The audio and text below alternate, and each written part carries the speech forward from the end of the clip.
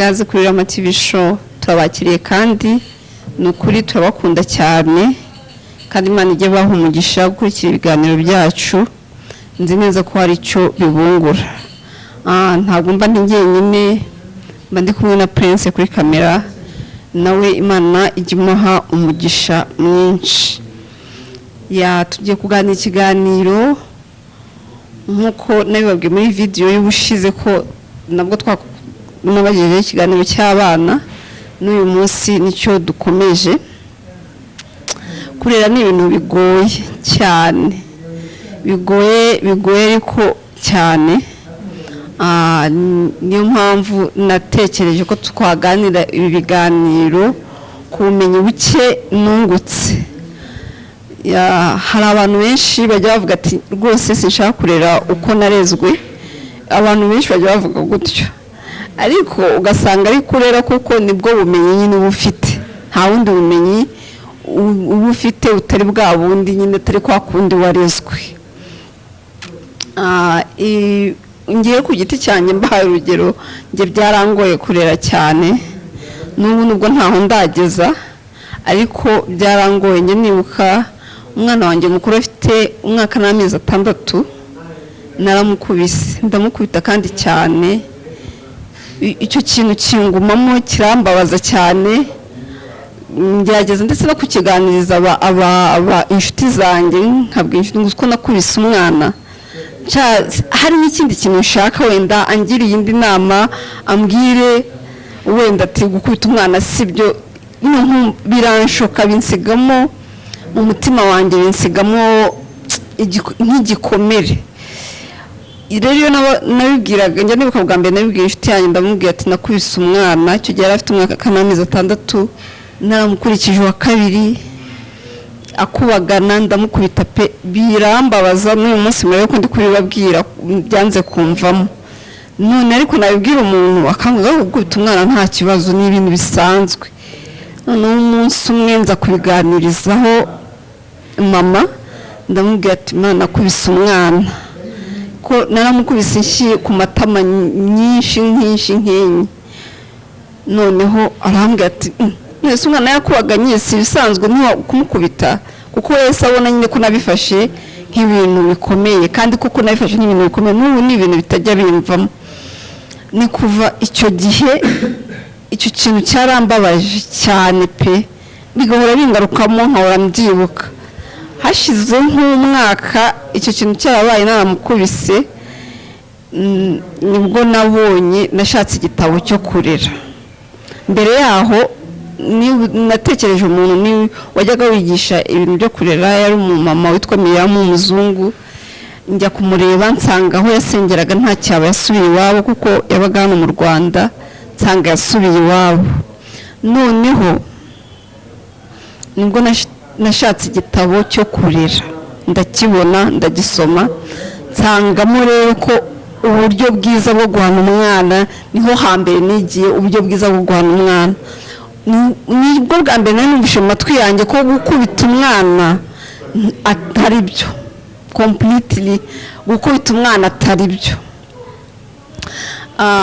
Ari igihe uvuga ngo ntabwo nzakubita umwana, ariko kuko nta kindi kintu uzi, kandi utabaho udakosora umwana yakora ikosa ugasanga wamukubise, ukavuga ati ntabwo nzabwira umwana wanjye nabi ngo mpagarare ngo usange ndi kubwira umwana wanjye nabi ku ijwi ryo hejuru.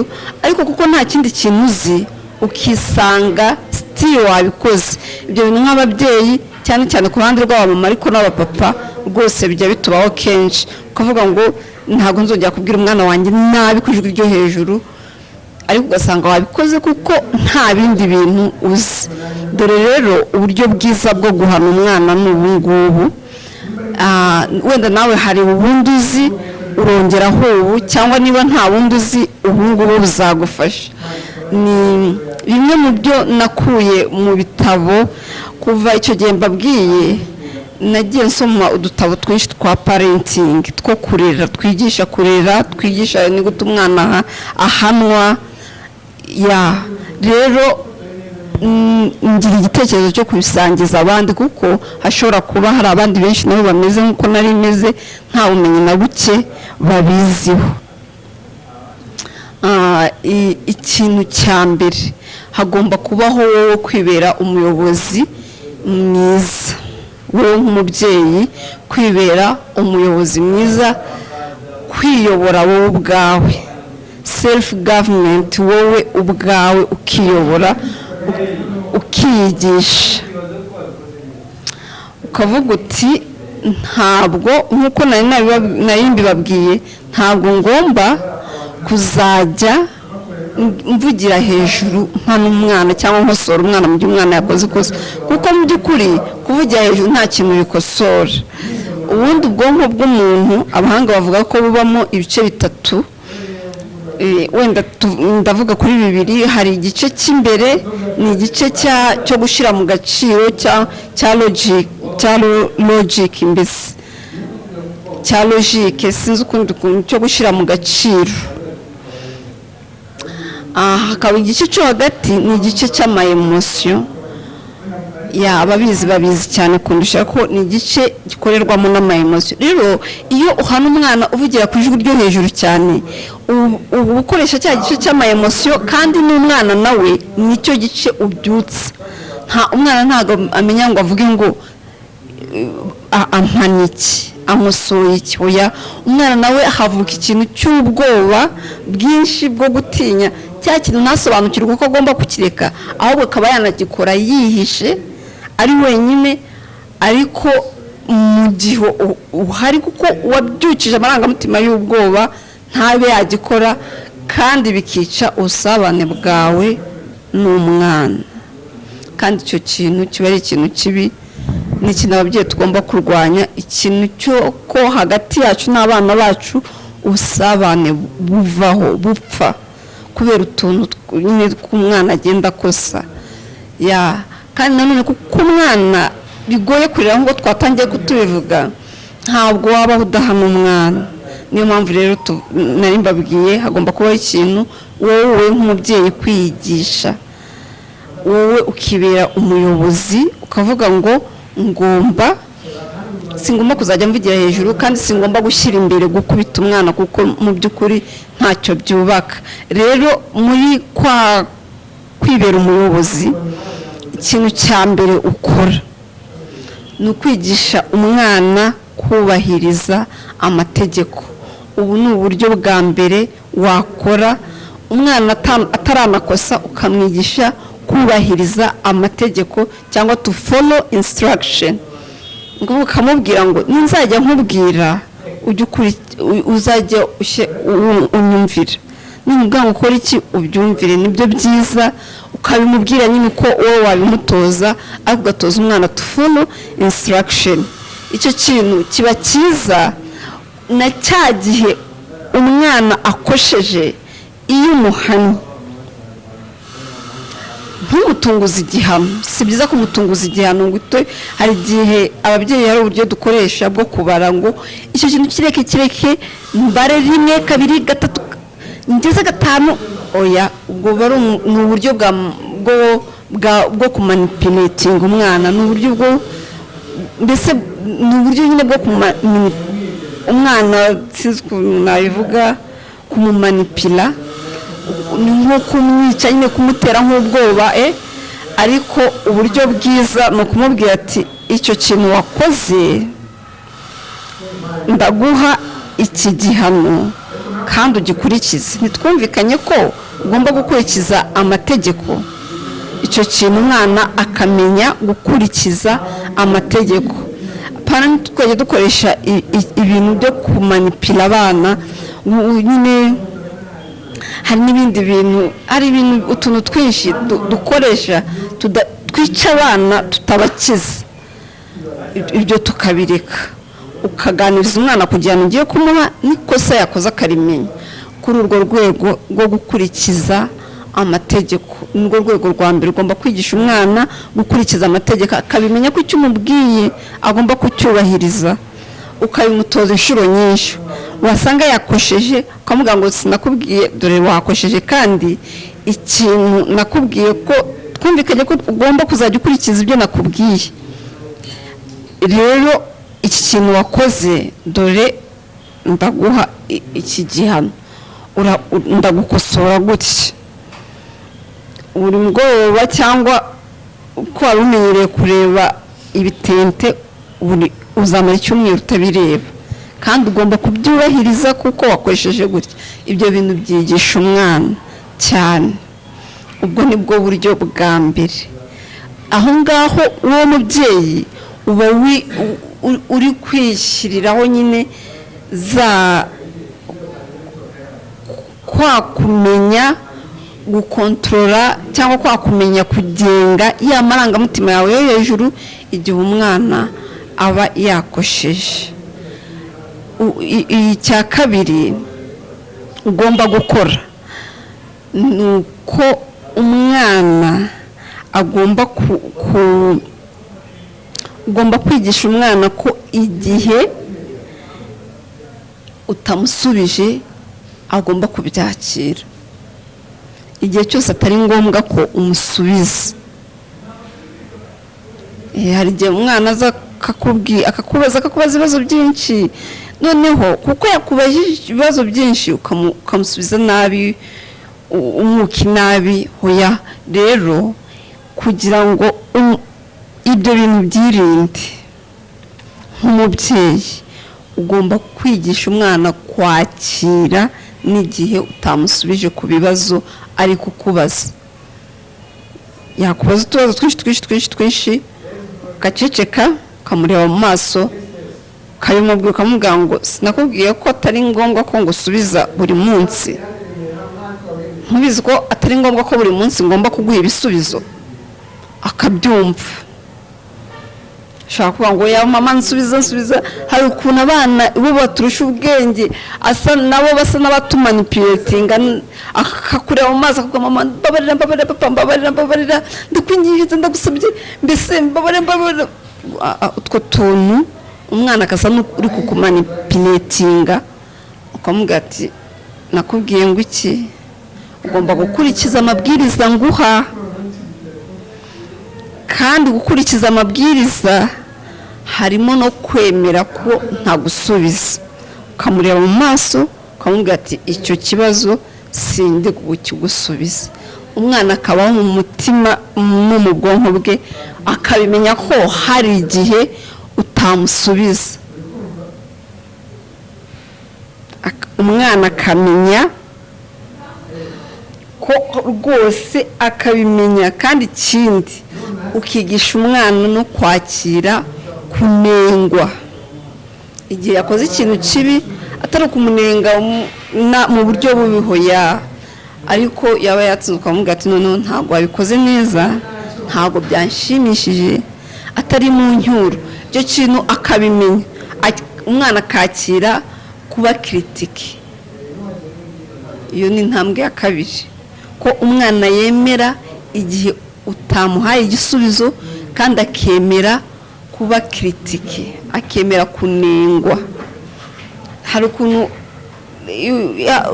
abana bacu dushaka kubarera ku rundi ruhande, bajeyi, tutabanenga ikintu cyose, siko kurera kwiza.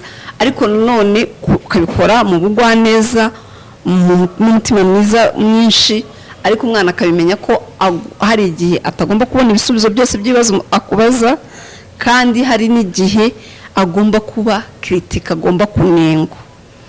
Rero ibyo bintu iyo bitoje umwana, bijya bikurinda gukorera kuri ya mudu y'uburakari bwo hejuru no gukubita umwana cyane. Rwose n'Abanyarwanda barabivuga ngo inkoni ikigufwa ntabwo ica ingeso. Iki kintu tuzakirinde, gukubita abana nta musaruro bitanga pe, na muke.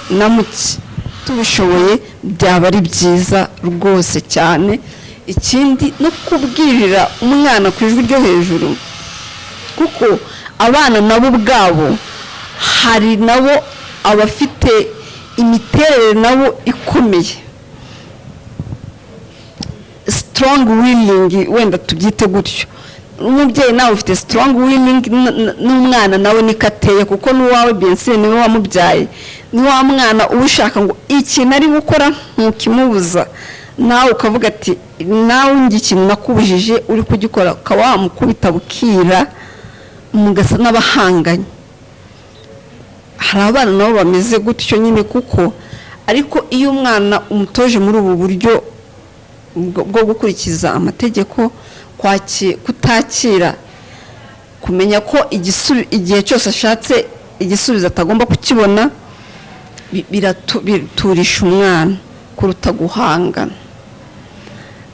Ubundi buryo bwa gatatu muri wowe mubyeyi witoza kureka gukorera muri high pressure mbese gukorera mu kintu cy'igitutu cyo guhangana n'umwana ngo akuboneho wamujinya kuboneho mbese guhana ariko kutari mu bugwaneza.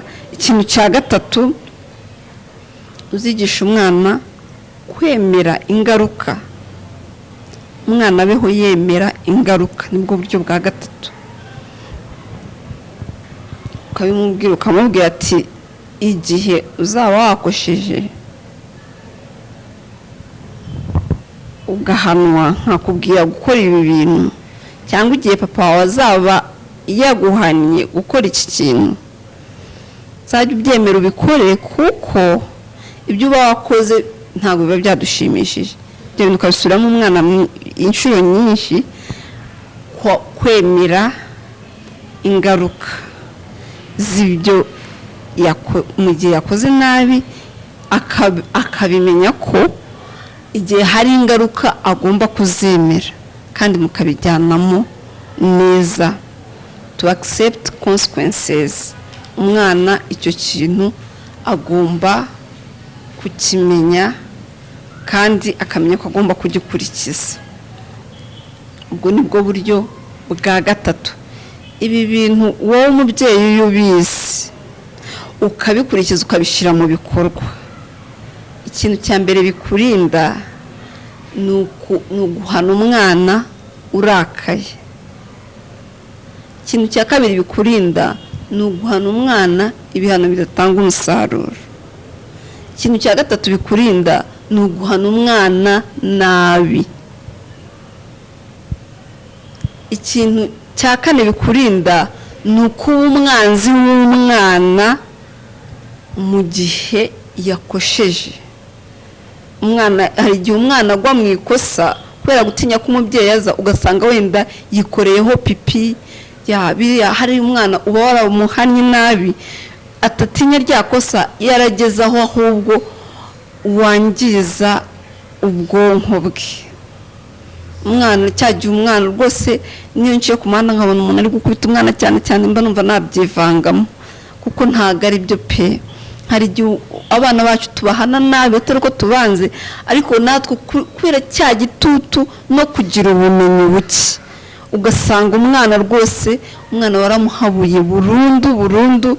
Murabizi ko hari ababyeyi baza umwana nibazi ko ataryamye ku manywa akajya munsi y'igitanda akicarayo ko ntabwo rwose abazi ko impamvu yirukira munsi y'igitanda kwihishayo si uko kuryama azi ko ari byiza kuko iyo abazi ko ari byiza aba yakabikoze ariko impamvu ni uko waramuhahamuye n'icyo kintu umubwira ntazi ubwiza bwacyo n'ububi bwacyo kuko ntabyo si byo wamwigishije.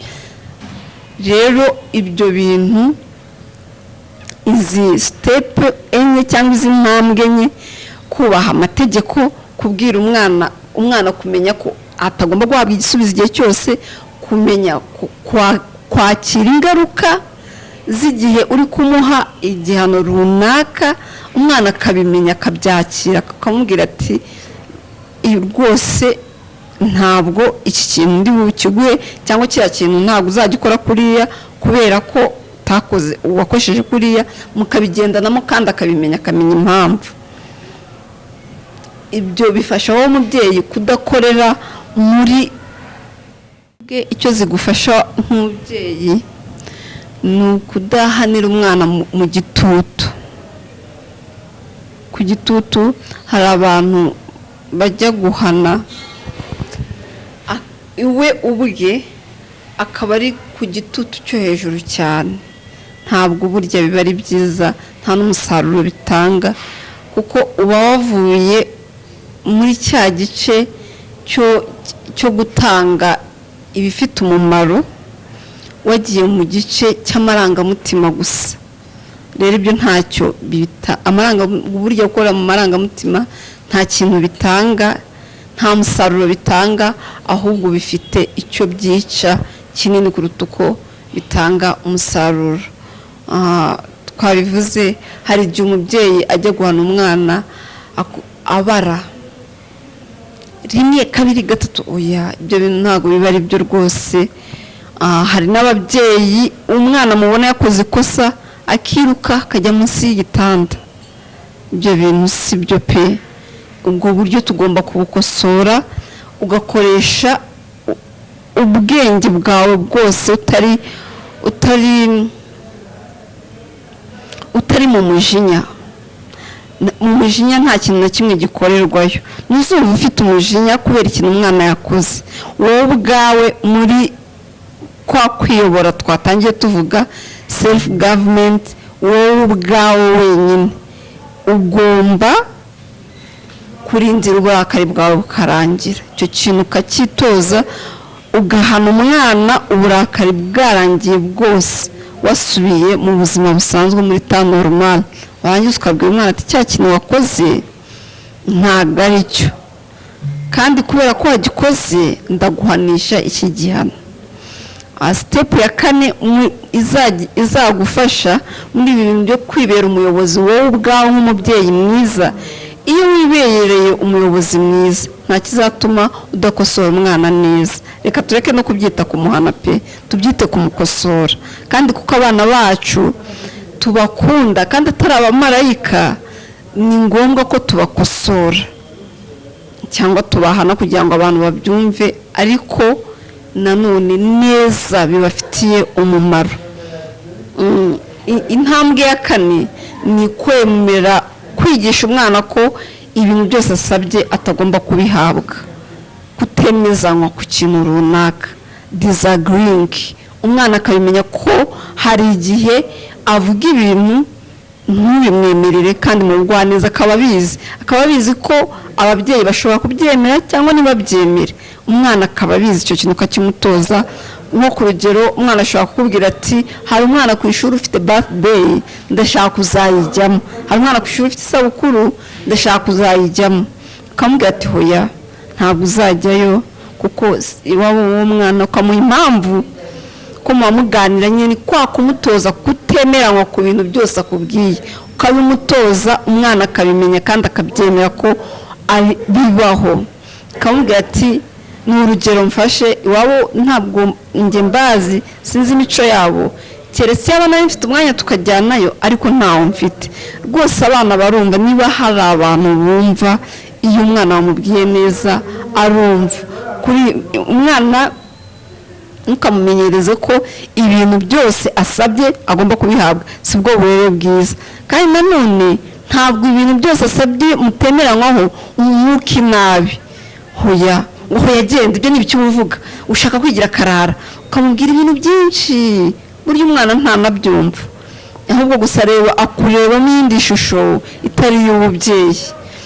Ariko iyo akubwiye cya kintu ntiwemeranywe nawe kandi ukamusobanurira, abana barumva cyane, ubwonko bwabo burumva, burafata, burakosoka cyane. Ikinyarwanda bajya baca umugani ngo igiti kigororwa kikiri gito.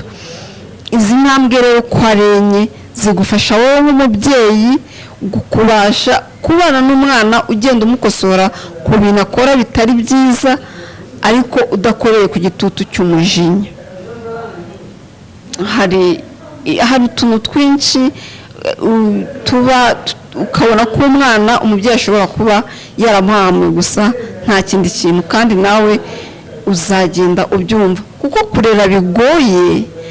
Niyo mpamvu bisaba imbaraga nyinshi, bigasaba kwigomwa ibintu byinshi, bigasaba no kwihatiriza ibintu byinshi bikomeye, ariko kugira ngo urere umwana neza kandi kugira ngo uhe umwana ibyo akeneye, utazavaho uha umwana ibyo adakeneye.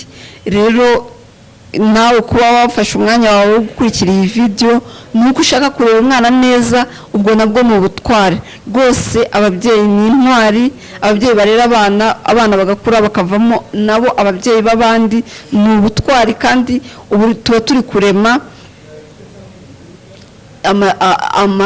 ama generations, tuba turi kurema imbyaro. Rero tugomba kubikora n'imbaraga nyinshi. Abazi kuba basoma ibitabo, ugasoma ibitabo byinshi bibivuga, hari ikintu byungura. Abazi gusenga, ukasengera abana, ukabigisha gusenga, kuko hari ibyiciro umwana agomba gukuramo. Icyo kiganiro cyo nzagitegura, nzakibabwira. Muri icyo cyiciro umwana agomba gukuramo n'igice cy'imyemerere nacyo kibamo. Umwana agomba gukura muri so yiwe, igomba gukura. Umwana akamenya gusenga, umwana akamenya gusenga n'iki, byungura iki, ndetse ukabimwigisha kuri ba bandi basenga banabisobanukiwe. Ni ikiya gice nacyo kiba gikenewe ko gukura. Rero ni byiza gusengera umwana mu gihe uzi gusenga, kuko kurera ni ikintu kinini cyane kandi gisaba imbaraga nyinshi. Rero si byiza gutunguza umwana igihano. Ntabwo ari byiza gutunguza umwana igihano, bya bindi byo kuza mbese ukabona ari gukora igihano, ari gukora ikosa. Hari ababyeyi babikora, ukaza ugenda buhoro buhoro ngo umwana atakumva, ugahita umukubita urushyi, yaba atarajya ukamukubita urundi, cyangwa ugahita mbese gutunguza umwana igihano. Ibyo ni ibintu bibi cyane. Ntabwo ugomba gutunguza umwana igihano. Umwana ugomba kumuganiriza ku buryo ugiye kumukosoramo, ukabumuganiriza rwose. Niba bikunda kudakubita umwana, nibibashobokera muzabireke. kandi pe nabonye bitanga umusaruro kuri njye, nabonye bitanga umusaruro. Kudakubita umwana bitanga umusaruro munini, kandi gukosora umwana, gukubita umwana bituma umwana atinya ikintu ariko adasobanukiwe n'icyo ari cyo, ariko kumuganiza kuruta kumukubita birakosora, bituma cya kintu akireka. Muzabigerageze namwe muzabibona. Rero gutunguza umwana igihano rwose ntabwo ari byiza. Umwana uramuganiriza, ukamuganiriza ku ikosa yakoze akarimenya, warangiza ukamubwira ati rero ndashaka kutazongera iki kintu, ukamukosora umwereka uburyo bw'icyo umuhaye nk'igihano, kuko wamwigishije how to follow instruction, wamwigishije ukuntu yakurikiza amategeko cyangwa amabwiriza umuha nk'umubyeyi, azabyumva. Igihe atabyumva uzabimubwira ati nitwumvikanye ko uzajya ukurikiza amabwiriza naguhaye. Rero ahita asubira kuri ya step ya mbere, ya ntambwe ya mbere twahereyeho, kuko ubugenda ubimwigisha. Igihe cyo kubishyira mu bikorwa rero ni cya gihe aba yakojeje, ukabimubwira ko agomba kubikora. Igihe afite ibyo agusaba ukanga ukamwangira, agomba kubimenya ko haba igihe cyawe nawe cyo kutumvikana, ariyo ya ntambwe ya kane. Igihe akubajije ikibazo ntugisubize, agomba kubimenya ko igihe cyose abaza ibibazo byose abaza atagomba kubibonera ibisubizo. Ibyo bintu umwana ukabimubwira, umwana arabyemera. Igihe uri kumuhana igihano runaka, agomba kwemera ko agomba kubona ingaruka y'ikintu atakoze neza. Ushaka kubwira umwana ati nzagusohokana, yazana amanota make, ukamubwira ati rero sinkigusohokanye kuko amanota wazanye ni make. Ibyo akabimenya ko agomba kwemera, mbese agomba kwemera consequences, agomba kwemera ingaruka z'ikintu cyabaye. Ibyo rero umwana akabimenya, akabikurana. Ibyo bintu byamaze kujya mu mutwe w'umwana, ibintu biroroha, nta kintu kizakugora na kimwe. Tujye twirinda gutunguza abana ibihano, ntabwo ari byiza rwose. ntabwo ari byiza habe na gato. Hari ibintu ababyeyi babwira abana bitari byiza, nibyo nabyo nshaka kubanyuriramo gake. Bimwe muri byo, ntabwo ari byiza kubwira umwana kumugereranya n'undi. Muri video ishize nabibabwiyeho, icyo ni ikintu cya mbere kitari cyiza kubwira umwana. Ntabwo ugomba kubwira umwana kugereranya umwana n'undi. Wowe ngo ariko wowe rwose nta bwenge ugira nk'uri nka mukuru wawe, wowe ntabwo uri mwiza nka murumuna wawe. Ibyo bintu byo kugereranya si byiza. Niba hari ababyeyi babikora, babireke pe, babireke, si byiza habe na gato. Ikindi, si byiza kubwira umwana ikintu afite. Hari ndaba nk'urugero, hari nk'igihe umwana ajya agira nk'umwuka mubi mu kanwa, wenda abandi batawufite, ukajya uhora umubwira we ntumeze nk'abandi, ukamuhora umucyurira cya kintu, kuko cya kintu nawe kiramubangamira, no ku ishuri haba kiramubangamira. Iyo ukimucyurira rero nawe uri umubyeyi, ni ukuri umwana biramwangiza pe, biramwangiza burundu. ni nko kubura aho ahungira. Nta buhungiro aba afite, nta bw'inyagamburiro, ahubwo mubijyananamo ukamubwira ati se ko umwuka wawe uba umeze nabi, wiborosa nabi. Hari n'igihe ahita akubwira ati uzi ko no ku ishuri abana babimbwira, uzi ko n'abana dukinana babimbwira. Urumva iyo bimeze gutyo rero uramufasha, ukamushakira ibyahakiza, ukamuzana ukabimwereka, akabona ko muri kumwe, urwo rugendo murufatanyije. Hari n'ababyeyi avuga ngo ariko wowe urya nk'uwicariye umwobo, ureba ukuntu ungana, agakora ku mubiri, reba ibicecere biba ikida, wowe n'ibyo ubona bagenzi bawe. Oya, ibyo bintu ni bibi, byangiza ubwonko bw'umwana, kuko nahajya wenda niba byibushye cyane, hari igihe babimuserereza, yaza no mu rugo nawe ukabimuserereza. Ibyo bintu ntabwo ari byiza, ntabwo ari byiza. Hari igihe umwana ajya kurya rwose ibiryo, nuko ataba yabasha kubivuga, ariko akumva nta peti kandi abishaka, kuko urabimucyurira nawe uri umubyeyi. Ibyo bintu si byiza gucyurira umwana kuri shepu y'umubiri we, ntabwo ari byiza habe na gato. Nk'ababyeyi icyo kintu ntukazajya ugikora. Ikindi kintu, ntukabwire umwana umugereranyiriza mwebwe nk'ababyeyi ngo hagati ya papa na mama ukunda ndi. Uba uri kurema intambara y'ababyeyi mu mwana. Hari igihe abantu bagira ngo mbese ni ukugira umwana bakanaseka, ariko si byo kubwira umwana ngo hagati ya papa na mama ukunda ndetse njye ukunda, si kuko nawe hari igihe azajya abikoresha nk'intwaro muri mwe, ababwira ngo ngiye ngo papa niwe nkunda, kugira ngo mama akore ibirenzeho, akavuga ati mama niwe nkunda. Uba wararemye, mbese umwana akura yumva ko hagati y'ababyeyi hari nk'ubukeba, kuba bakeba. Icyo kintu ntabwo ari cyo. Umwana agomba gukura azi neza ko ababyeyi bombi, papa na mama, mwuzuzanya. Ikintu cyo kugereranya ababyeyi, kubaza umwana ngo hagati ya papa na mama ukunda nde, ibyo bintu rwose tuzabireke nk'ababyeyi. Nta mukino uba urimo, nta n'icyo byubaka umwana, ahubwo bifite icyo bisenya burya. Ikindi kintu, niba uri umubyeyi utuka umwana, hari igihe ibitutsi ni ukuri mba ntinya no kubisubiramo. Ibyo bintu pe uzabireke. Nongeye kugusaba uzabireke. Gutuka umwana ni bibi cyane, ngo wakigoryiwe, wagicucuwe, ntacyo uzigezaho, ntacyo uzimarira. Ibyo bintu hano muri Afurika nta handi nabaye, ntaho nzi, ariko mu muco wacu nk'abanyafurika ibyo bintu turabigira. Hari ababyeyi babigira pe. Ibyo bintu byo rwose tuzabireke. Mu kurera umwana mwiza, muzima, ufite indangagaciro zizifuzwa n'abandi, ntuzajye utuka umwana wawe. Umwana wawe ujye umureba nk'umunyabwenge, unabimubwire. Umurebe nk'umuntu ufite agaciro, ubimubwire. Mbese umurebe